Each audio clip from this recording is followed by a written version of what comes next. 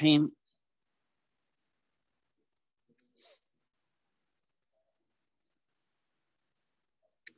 دریاؤں کا ذکر چل رہا تھا اور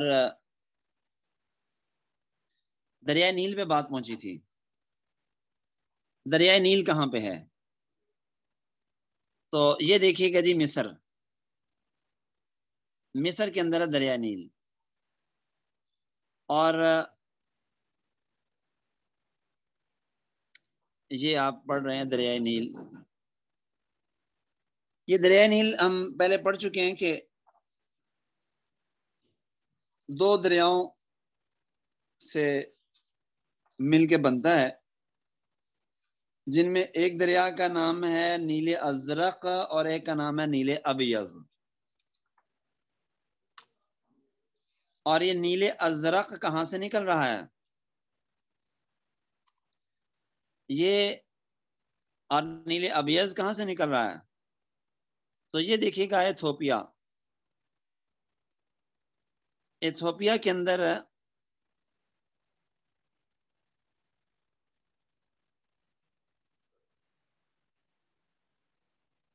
جھیل ٹانا ہے. جھیل ٹانا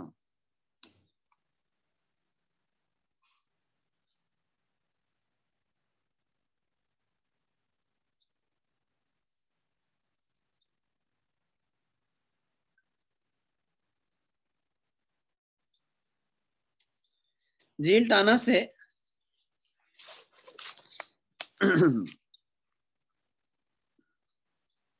شروع ہوتا ہے نیل ازرق.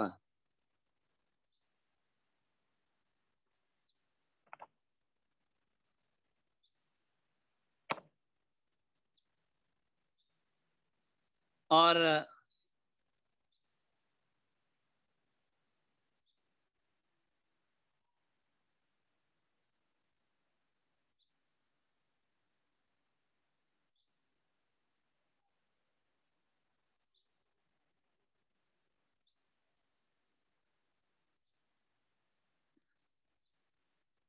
یہ دیکھیں جی، یہ ہے جھیل ٹانا،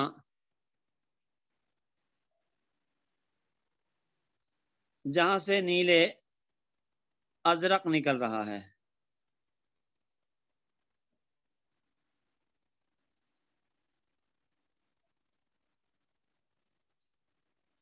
اور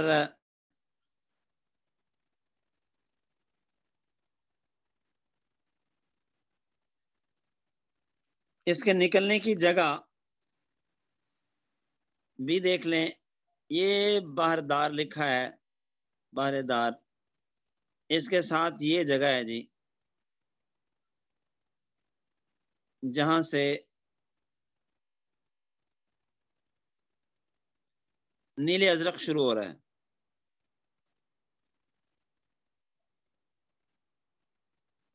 اور یہ نیل ازرق یہاں سے چلتا ہے اور ایتھوپیا سے ہوتے ہوئے یہ نیل ازرق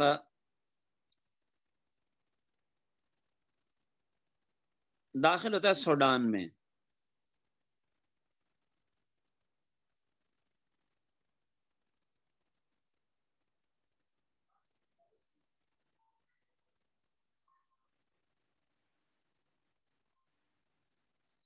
یہ سوڈان کی حدود میں داخل ہو گیا اور پھر یہ نیل ازرق چلتے چلتے سوڈان کا دارالخلافہ ہے خرطوم.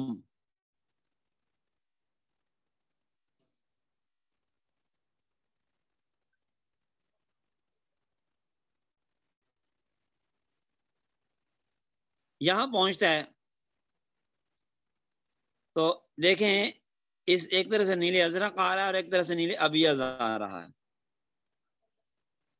اور یہ خرطوم کے اس مقام پہ آ کے نیل ازرق اور نیل ابیض، یہ دیکھیے گا یہ ملک کی تصویر ہے جس میں دونوں دریا آ کے اکٹھے ہو رہے ہیں.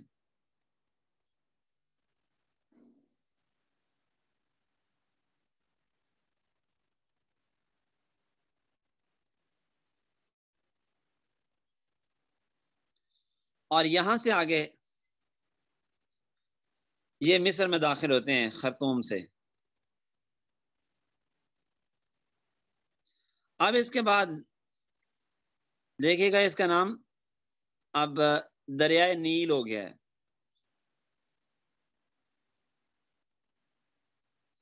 یہ دیکھیے گا جب اس کا نام ہے دریائے نیل یہاں سے آگے, اور یہ پھر چلتے ہوئے مصر میں سے گزرتا ہے جس کے اوپر محل تھا فرعون کا. اور نیل ابیض یہ آ رہا ہے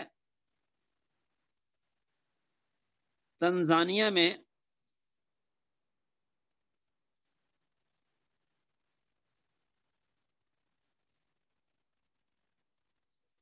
جھیل وکٹوریا, اور اس کے پاس ہے جھیل البرٹ.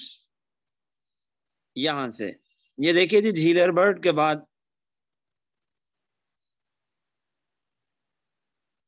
یہ دریائے نیل شروع ہو رہا ہے, نیل ابیض. بہرحال یہ دونوں دریا اکٹھے ہو کے پھر دریائے نیل بنتے ہیں. جنوبی مصر میں 1971 میں اسوان بند بنایا گیا تھا. اسوان بند,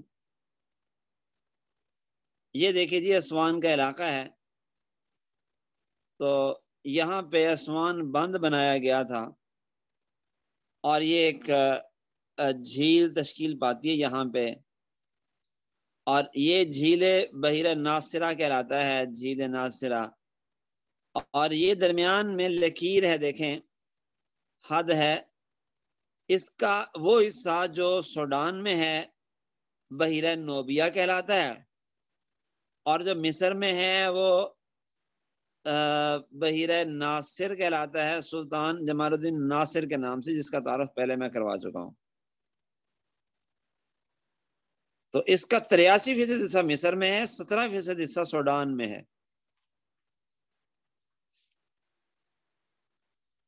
یہ 550 کلومیٹر طویل اور زیادہ سے زیادہ 35 کلومیٹر چوڑی ہے. کل رقبہ 250 مربع میٹر ہے. مصر کا موجودہ دارالحکومت قاہرہ دریائے نیل کے کنارے اور اس کے جزائر پر عین اس مقام پہ واقع ہے جہاں دریا صحرائی علاقے سے نکل کر 2 شاخوں میں تقسیم ہو کر ڈیلٹائی خطے میں داخل ہوتا ہے. دریائے نیل 695 کلومیٹر کا سفر طے کر کے ڈیلٹائی علاقے میں سے ہوتا ہوا بحیرہ روم میں گرتا ہے. تو یہ دیکھیے جی مصر کے آگے یہ بحیرہ روم ہے, اور یہ بحیرہ روم کے اندر دریائے نیل گرتا ہے اس مقام سے.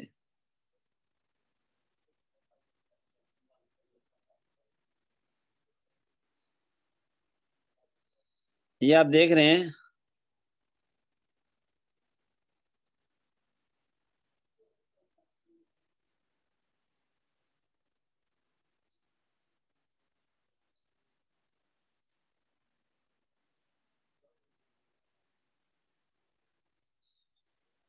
بہرحال, اور آپ دیکھ رہے ہیں کہ یہاں پہ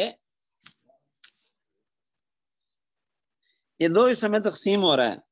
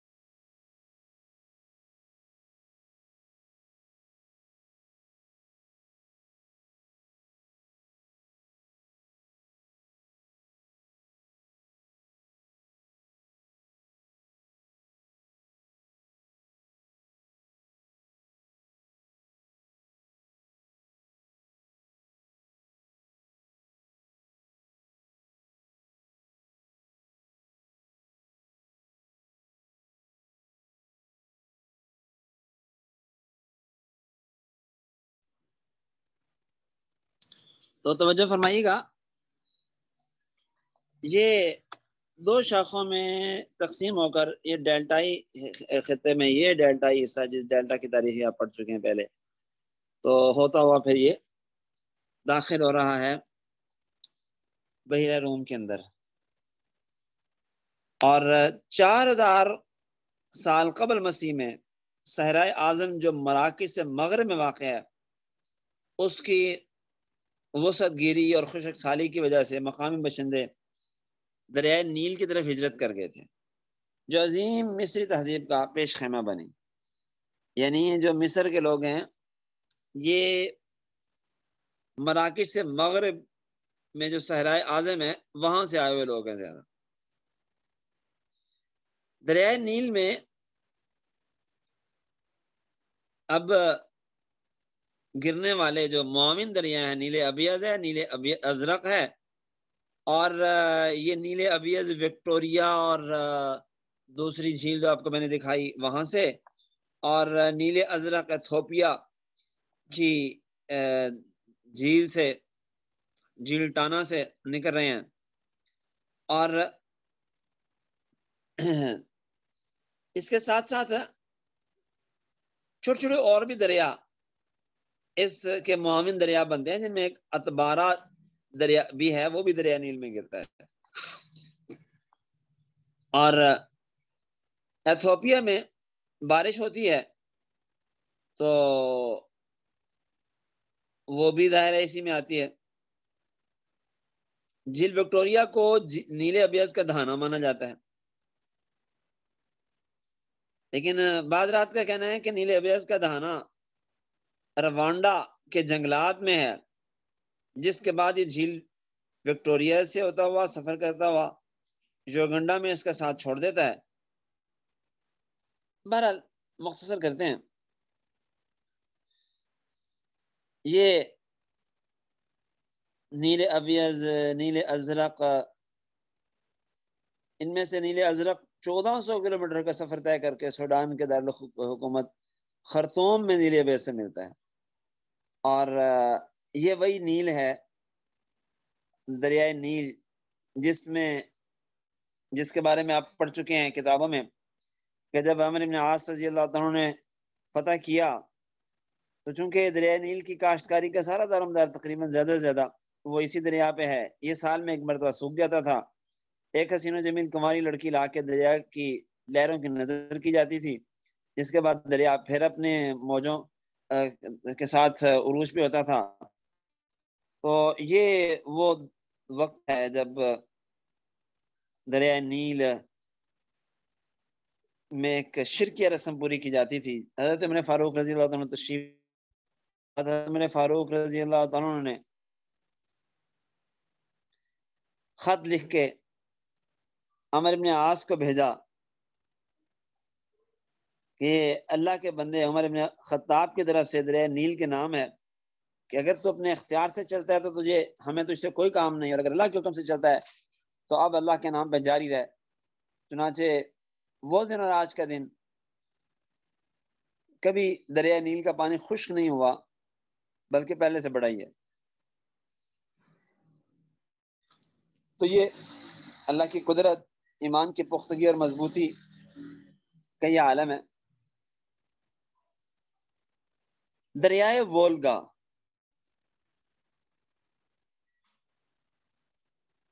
یہ روس کا قومی دریا سمجھا جاتا ہے۔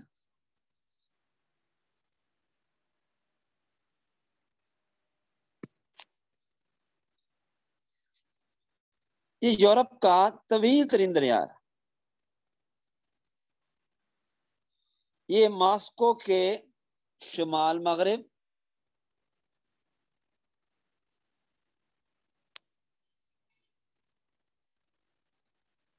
اور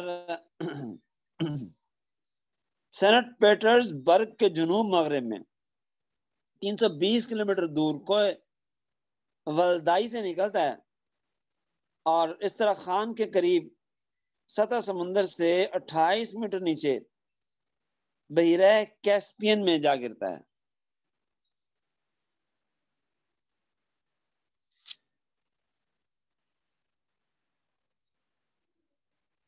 اور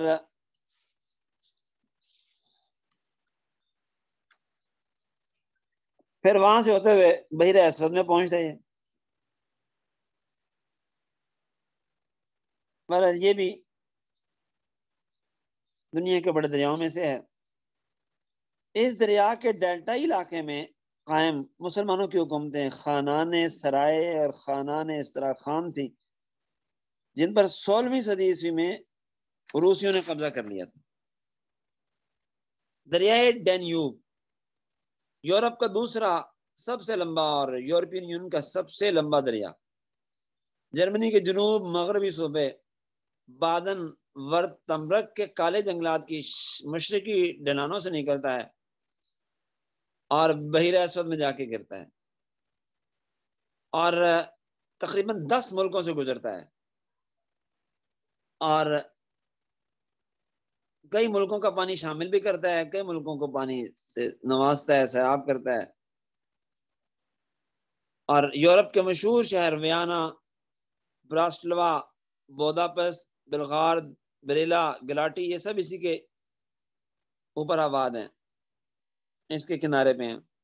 دریائے ٹیمز انگلینڈ کا دریا ہے، جس کے کنارے پہ لندن بھی آباد ہے، اور یہ دریا کارٹس والڈ کی پہاڑیوں سے نکلتا ہے. دریائے مسیسپی یہ امریکہ کے اندر تیسرا بڑا دریا دنیا کا، جو 3800 کلومیٹر لمبا ہے اور امریکی ریاستوں کی میں بحری آمد و رفت کا یہ دریا ہے، خلیج میکسیکو میں گرتا ہے. دریائے میزون جنوبی امریکہ کا ایک عظیم دریا ہے، جو حجم کے اعتبار سے دنیا کا سب سے بڑا دریا ہے. پانی کے بہاؤ کا اندازہ اسے لگایا جا سکتا ہے. میزون کے بعد حجم کے اعتبار سے دوسرے سے 6 نمبر پر آنے والے تمام دریاؤں میں مل کر بھی اس کے حجم کے برابر کو نہیں پہنچتے. یعنی سارے دریا 6 دریا مل کے بھی اس کے برابر نہیں پہنچتے. افریقہ کے دریا نیل کے بعد دنیا کا طویل ترین دریا ہے.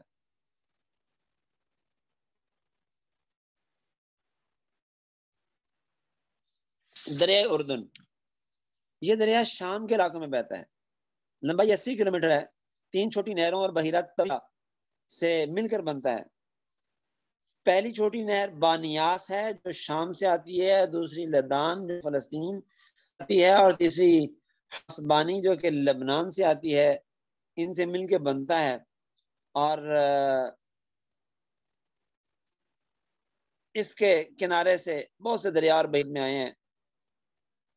نہر یرموک، نہر زرقا، نہر وادی نہر جالوت، اردن، فلسطین، یہ ساری نہریں اس کے اندر آ کے گرتی ہیں. اور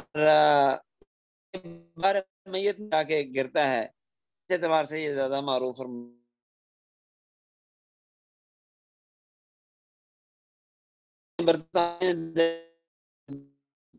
اردن کے فلسطین کا پانی میں لینے کا بھی اعلان فلسطین اور اردن کا مرج بلستان کے علاقے میں جدا کرتا ہے. اس علاقے میں 2 پل ہیں جو ملک کی عبور گاہ کے طور پہ استعمال ہوتے ہیں. ایک پل ملک حسین پل ہے، یہ اسرائیل اور اردن کے درمیان بلستان کے مقام بنایا گیا ہے. اور بلستان وہی باغ ہے جس کے بارے میں تمیم داری سے دجال نے پوچھا تھا کہ اس میں کھجوریں آتی ہیں کیا نہیں آتی.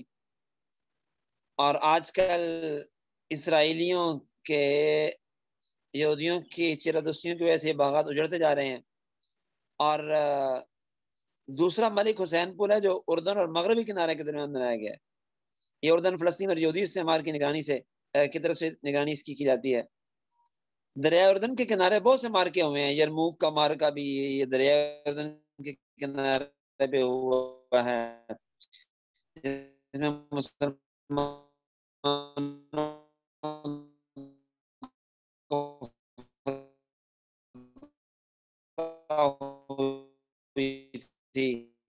مارکا کرام میں المشرکین بقیتکم الدجال علی نہر الاردن انتم شرقیہ وهم غربیہ. تو اسی دریائے اردن کے قریب الملحمۃ الکبریٰ کا تذکرہ ہے.